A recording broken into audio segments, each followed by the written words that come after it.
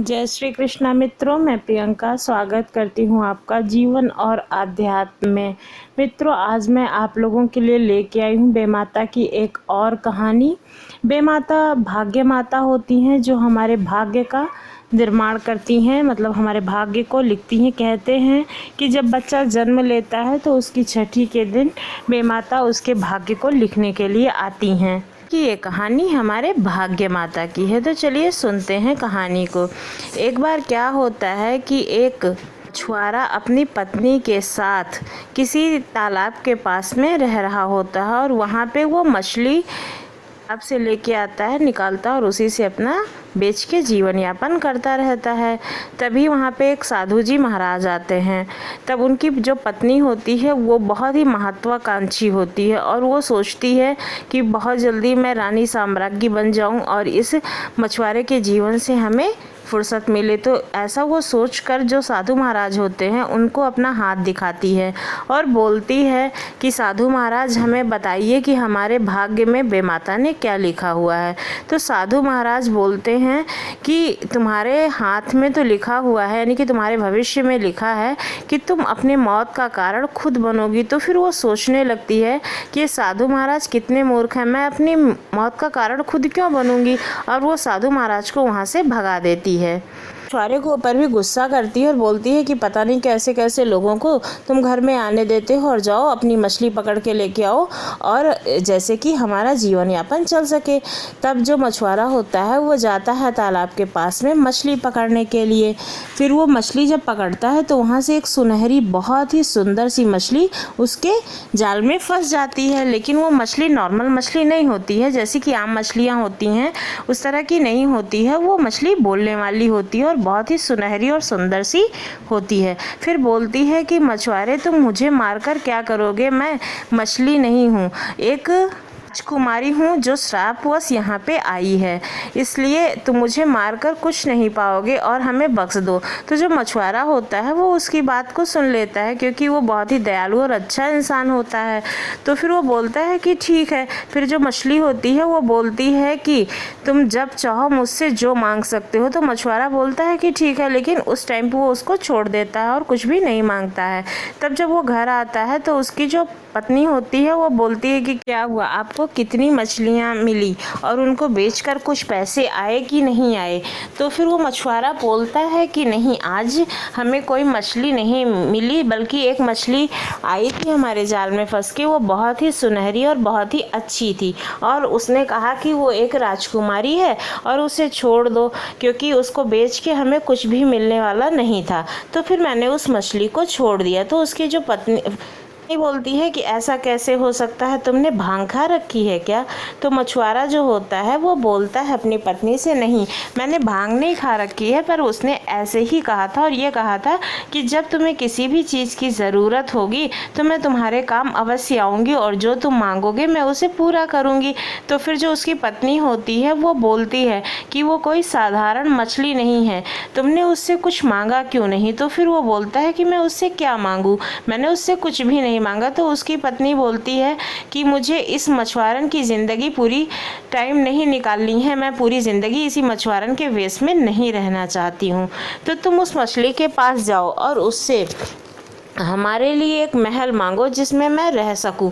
तो फिर वो मछुआरा बोलता है कि क्या उससे मांगना ठीक होगा।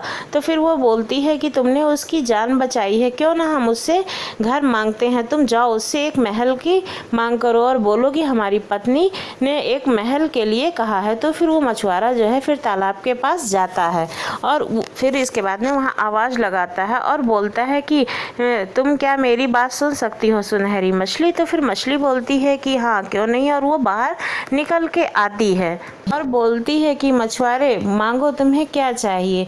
तो मछुआरा बोलता है कि हमारी जो पत्नी है उनको एक महल चाहिए रहने के लिए, क्योंकि हम लोग एक कुटिया में रहते हैं जहाँ पर बहुत ही गंदी बदबू आती है, इसलिए वो वहाँ से संतुष्ट नहीं है और एक महल चाहती है। तो फिर वो जो मछली होती है वो बोलती है कि ठीक है, तुम वापस जाओ और देखो कि तुम्हारे घर में महल बन गया है। फिर इसके बाद में वो जब जाता है तो देखता है कि उसकी पत्नी जो है वो एक महल में होती है। फिर मछुआरा बोलता है कि ठीक है, अब तुम संतुष्ट हो। तो फिर पत्नी जो उसकी होती है वो बोलती है कि नहीं, मैं अब रानी बनना चाहती हूँ। तो फिर जो मछुआरा होता है वो बोलता है कि ज़्यादा लालच करना अच्छी बात नहीं है, लेकिन उसकी पत्नी बोलती है कि नहीं, मुझे रानी बनना है। तुम समझते नहीं हो, वो मछली कोई जादूगरनी है और वो बहुत ही बड़ा जादू कर रही है। तो फिर मछुआरा अपनी पत्नी के आगे बिल्कुल मतलब झुक जाता है और वो उसको नहीं कर पाता और फिर जाता है वो मछली के पास। लेकिन जब वो तालाब के पास जाता है तो वहाँ का जो माहौल होता है वो थोड़ा परिवर्तित होता है। जो पानी होता है तालाब का वो नीले रंग का हो जाता है।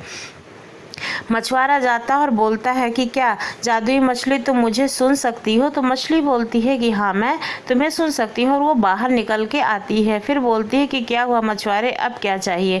तो मछुआरा बोलता है कि हमारी जो पत्नी है वो अभी भी संतुष्ट नहीं है, वो रानी बनना चाहती है। तो फिर जो मछली होती है वो बोलती है कि तुम वापस जाओ और देखो कि जो तुमने मांगा है वो तुम्हें मिल चुका है। तब जब वो घर जाता है अपने तो देखता है कि महल और बड़ा हो गया होता है और दरवाजे बहुत ही सुंदर सुंदर, खिड़कियां बहुत सुंदर सुंदर होते हैं। तब जब वो घर में घुसता है तब वो देखता है कि जो मछुआरन होती है वो रानी बन गई होती है। फिर मछुआरा बोलता है कि अब तो तुम संतुष्ट हो ना? तो फिर जो रानी होती है यानी कि जो मछुआरन होती है वो बोलती है कि नहीं, मैं अभी भी संतुष्ट नहीं, उस मछली से हमें कुछ और बड़ा मांगना चाहिए। तो फिर वो बोलता है कि वो मछली हमारी इतनी बड़ी विश कैसे पूरी कर सकती है? तो फिर जो उसकी पत्नी होती है वो बोलती है कि नहीं, वो बहुत बड़ी चमत्कारी मछली है, मुझसे जो भी मांगेंगे वो उसे पूरा कर देगी। तो फिर मछुआरा बोलता है कि तुम्हें क्या चाहिए? तो मछुआरन जो होती है वो बोलती है कि मैं अब साम्राज्ञी बनना चाहती हूँ। तो फिर मछुआरा बोलता है कि वो ऐसे कैसे कर सकता है कोई, मैं उसके पास बार बार कैसे जा सकता हूँ? तो फिर वो बोलती है कि नहीं, तुम्हें जाना ही होगा। फिर मछुआरा उस मछली के पास में जाता है और देखता है कि जो तालाब का पानी होता है काला हो चुका होता है। फिर वो जो मछुआरा होता है वो पानी को देख के कुछ समझने की कोशिश करता है, लेकिन समझ नहीं पाता है और मछली को आवाज़ लगाता है। मछली निकल के बाहर आती है और बोलती है कि मछुआरे, तुम्हें क्या चाहिए? तो फिर जो मछुआरा होता है वो बोलता है कि हमारी पत्नी अभी भी संतुष्ट नहीं है और वो चाहती है कि वो साम्राज्ञी बन जाए। तो फिर मछली बोलती है कि तुम वापस जाओ मछुआरे और देखो कि तुम्हारी पत्नी जो है साम्राज्ञी बन चुकी है। जब मछुआरा वापस जाता है तो देखता है कि जो दरवाजे वगैरह होते हैं वो बिल्कुल सोने के हो गए होते हैं और सोने के सिंहासन पर उसकी पत्नी बैठी हुई होती है। तब मछुआरा बोलता है कि अब तुम संतुष्ट हो? तो फिर वो बोलती है कि मैं बता नहीं सकती हूँ कि मैं संतुष्ट हूँ या नहीं हूँ, बस मैं ये सोचती हूँ कि मैं उससे ऐसा क्या मांगूँ कि वो पूरा हो जाए और मैं सर्वश्रेष्ठ बन जाऊं। फिर जो है उसकी पत्नी कई दिनों तक सोचती रहती है, लेकिन उसको समझ नहीं आता कि अब वो मछली से क्या मांगे। फिर इसके बाद में वो सोने के लिए जा रही होती है, लेकिन तभी सुबह हो जाती है।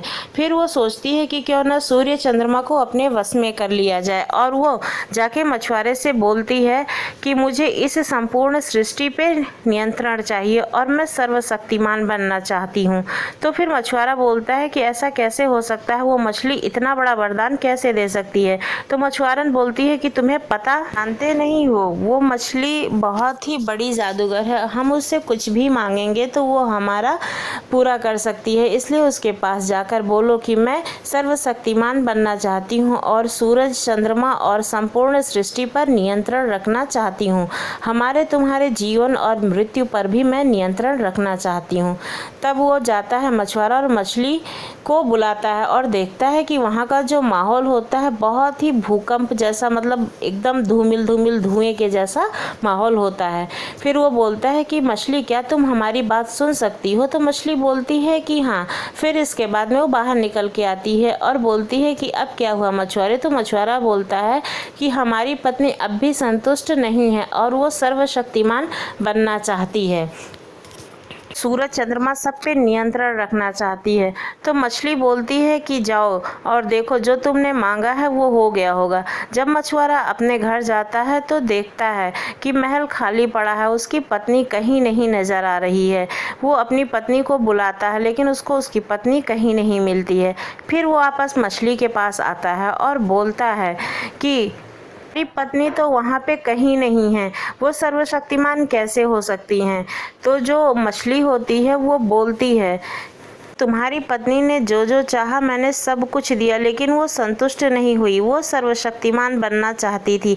तो सर्वशक्तिमान केवल इस सृष्टि में आत्मा है, जिसे कोई भी मार नहीं सकता, देख नहीं सकता, या उसे किसी चीज़ की आवश्यकता नहीं होती है। तो फिर वो संतुष्ट हो सकती है। इसलिए तुम्हारी पत्नी अब दृश्य है, उसे कोई नहीं देख सकता है और वो सर्वशक्तिमान है। तब मछुआरा अपनी भूल पर रोने लगता है और बोलता है कि तुम अपने सभी वरदानों को वापस ले लो और हमें हमारी पत्नी वापस दे दो। तब वो मछली बोलती है कि मैं अपना दिया हुआ वरदान कभी वापस नहीं ले सकती हूँ। अब तुम्हारी पत्नी कभी भी मनुष्य रूप में नहीं आ सकती है और वो हमेशा अदृश्य ही रहेगी। तब मछुआरा अपनी गलती को समझ जाता है और वो जो मछुआरन होती है अपनी मृत्यु का कारण खुद ही बनती है, क्योंकि जब तक हम महत्वाकांक्षाओं के पीछे भागते रहेंगे तब तक हमारे साथ ऐसा ही होता रहेगा। इसलिए उस मछुआरन की मृत्यु का कारण वो खुद ही बनी। उस ऋषि की बात सत्य हुई जो उसने कहा था कि तुम्हारे भाग्य में लिखा है कि तुम अपने मृत्यु का कारण खुद बनोगे। इसलिए हमें जीवन में जो कुछ भी मिलता है हमें उसी के आश्रित होकर जीना चाहिए और उसी में हमेशा खुश रहना चाहिए।